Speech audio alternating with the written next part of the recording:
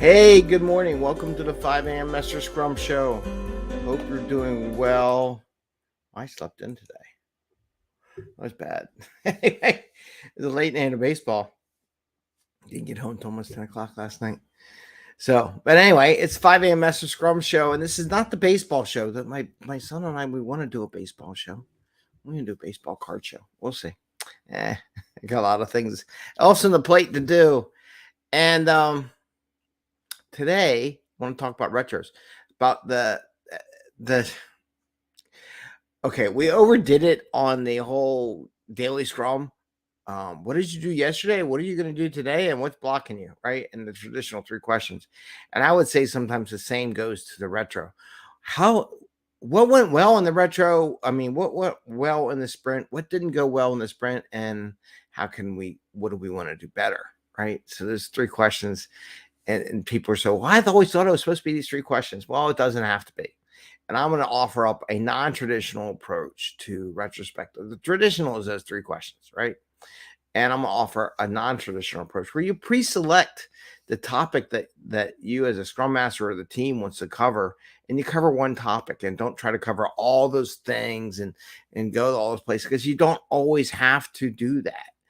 You can change it. It can be a little flexible, and I wanted to go into that a little bit today. So it's the 5 a.m. Mester Scrum Show. I am Greg Mester, Scrum Master and Agile Coach, and we talk about Scrum and Agile in a very practical and tactical. We're going to get very practical today way, so that you can bring value to your customer, not work crazy hours to bring that value, and have a little fun along the way. And today on Retro Thursday, which is part of our new format where we do Metric Monday, 2 for 1 Tuesday, We Team Wednesday, Retro Thursday, and Fun Friday, with different topics in the theme, and try to maintain those ideas on those days. As far as the retro goes, oh, and by the way, Memorial Day is coming up. I wanted to mention this. I almost forgot. I can remind myself. So I saw something from Dave Ramsey's show of my thing about them offering a deal for veterans or something. I am, every twice a year, I offer this deal for 5 veterans. If you want free coaching for 6 months, and normal coaching product I do right now, I'm charging like $1,000 just as an intro deal. I only got a couple of spots left in that grouping. Soon the price is going to go up. Feel free to take advantage of it. If you're a veteran coming out of the military and you're looking to go into IT, and you're thinking about, maybe I should be a scrum master, a product owner, or just in work in an agile environment, maybe I do, and I want to learn more about it, send me a note, send me a message. You can get me on LinkedIn, any one of the social medias, connect at 5 a.m. Mester Scrum for an email, or gmester at 5 a.m. Mester Scrum. If you want to talk to me and set up an appointment, I do have on our website, take advantage of that free 30-minute session just to see your goals, to see if it'll fit for you. And let's see if we can't help you out there. So it's free. It's for 5 veterans. Because I can't do more than myself for 5. And then I usually do it again during Veterans Day. So I do it Memorial Day and Veterans Day. So I got 5 openings for veterans. So if you know anybody who's a veteran you think might want to take advantage of some coaching, it's free. It's, you're going to charge thousands of dollars to get this service for 6 months. And we focus on goals. We just don't like, what's bugging you today? We're not a psychiatrist. I try to focus people on goals and what they want to achieve. And then we work in a coaching way and an agile way of achieving those goals. So as you're achieving those goals, I apply and infuse agile Scrum into the thought process to help you achieve those goals. So that's kind of what we do. And it includes a mastermind. So anyway, I'll share that out to you. Any veterans out there, I got 5 spots. If you're interested, please feel free to take advantage of it. I'll put some notes out on LinkedIn and put some marketing out there for people too. So with that said, let's talk about the retrospective. Retrospectives, everyone does it. It's traditional. We have to talk about the sprint. I'm like, no, you don't. You don't have to be that way. Oh, we got a comment here. Let's see what the comment is today. Hey, Tula, how are you? Enjoying your mentorship. Thank you. We need to get together, by the way, to talk about your SPC. So reach out to me and see if you're up for going again. And I help people all around the world. There. You know what? I could show. Let's show this. There you go. Thanks, Coach. You're welcome. So, in the retrospective part, one of the things I do every once in a while as a Scrum Master and as a coach, I see areas where teams could really do, or I see something that they're producing as a group that would be very valuable for the team. And sometimes as a servant leader, it's a tricky thing to do because you're stepping into it now. You're really going into it versus letting the team decide and self-organize on how way they want to do it. But I might pick a topic, let's say definition of done, or I can pick a topic like the workflow is not working, right? Something's not doing it. Something's not jiving on the team. And I'm noticing it because that's your job. Your job is to know flow, metrics, not just metrics, the mechanics behind the working of a team. And sometimes you'll see stuff in there that's just not gelling. It's okay to say, look, I've been observing this as a Scrum Master, as someone who's in the agile, as watching teams.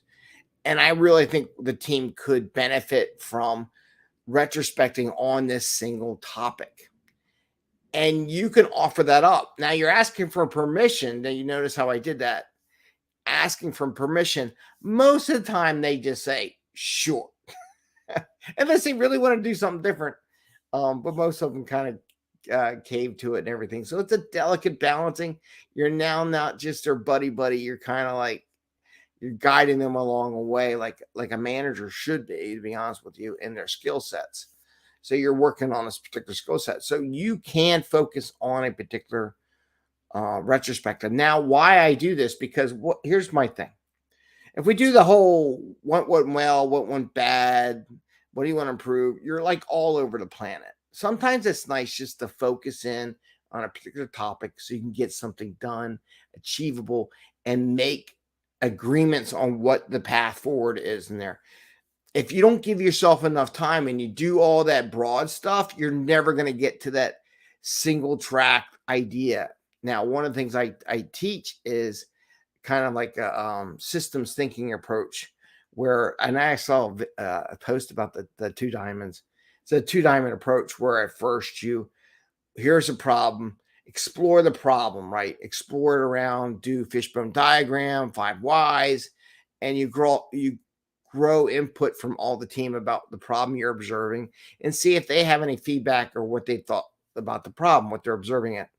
Then you condense down to say, okay, of all these things, what thing do we want to work on the next sprint that will fix that? Okay, fine. You pick the one thing. So now the diamonds come together. Then you expand again. What are all the things we can do to fix that problem, right? Then you can, and that's the second diamond. You're expanding, you're talking about, and then you pick on what solution do you actually want to implement in solving the problem that you observed. Sometimes it's okay to do that, right? And just focus on one thing. And I think it's beneficial when you're really trying to teach them and learning. And if you don't want to create meetings for everything that goes along the path, right? So you just want to pick, you have different meetings all the time, but sometimes you just retro on one thing. So I wanted to share that with you, give you some confidence in that, and say it's okay, right? And this is not like what's in the classes and all and the certification, but it's okay to do it. You want to grab everyone's thought process and grab that because you want to have them feel. But sometimes as an agile coach, as a Scrum Master, as someone who works in this area, if you really identify an area that really could use a good solid retrospective on, it's okay to do it. Now, just for permission and develop a facilitated situation to design a discussion that allows for everyone to participate in the discussion. Don't pick one topic that only one person in the team can talk about, right? So I wanted to share that with you as a different non-traditional retrospective approach because we really don't want to add more meetings to the day, right? And in Scrum, you theoretically only have these. If you can improve one thing and you pick on that and improve it, that's what Scrum's about too, right? Getting a process improvement, getting better at what we do, and improving. and taking on next one. So I wanted to share that with you. And again, it is Retrospective Thursday, so I want to talk a different way of taking on a retrospective. That's not your traditional. Let's make a 4-box thing or my little sailboat or anything like that. But I wanted to share that with you. And again, remember, veterans, I got 5 free coaching spots. Tulu was nice enough to say he enjoyed the mentorship and the program we have. So hopefully you'll take advantage of it. And it's a good opportunity. So again, for 5 veterans, because it's Memorial Day, you're thinking about you're maybe coming to the workplace, starting IT, learning about Agile. I know in the government they want everything to be on an Agile contract. So if you do transition out and you get a good knowledge about Agile, maybe get a cert or something like that, it'll put you in a good spot when you come out. If you want to work for a government contractor, they'll probably hire you up in a second. I'll be honest with you. If I was a veteran coming out of the military and I got my cert, if you didn't already get them in the military now, I'm surprised they don't give them to you, and get enough knowledge that will get you in between being a veteran and having Agile knowledge, because every contract out of the government now in the IT world requires Agile, you'll get hired. You'll get a good job, at least on the way out, something good transition to figure out until you figure out what you really want to do.